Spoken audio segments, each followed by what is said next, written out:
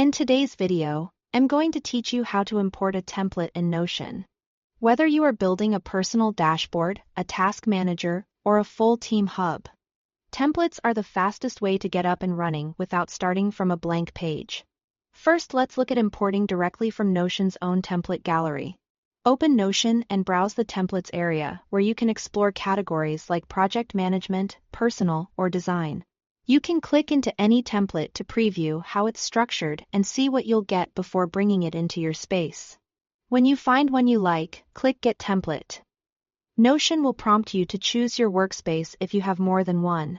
Select the workspace where you want the template to live, and it will be added instantly. Once it's imported, you'll see a new page appear in your sidebar.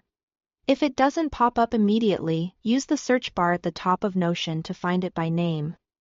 Open the page to confirm everything is there.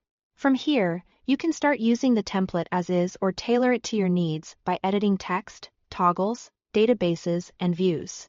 Templates are fully editable, so don't worry about breaking anything. You can always duplicate pages inside your workspace if you want a backup. Now, let's cover importing templates from third-party sites, like Gridfity and other creators who share Notion pages publicly. Click the template link provided by the creator. This will open the template in your browser as a public Notion page, so you can scroll through and preview it just like any other Notion page. At the top menu bar, click the duplicate button if you are not already signed in. Notion will ask you to log in. If you have multiple workspaces, you'll be prompted to choose the one you want to duplicate it into. After a moment, the template will appear in that workspace. Open the duplicated page from your sidebar to make sure everything copied over. Most shared templates include databases, filters, and views that carry across just fine. If the template includes sample entries, keep them for reference while you learn the structure. Then clear them out when you are ready to start fresh. A quick recap.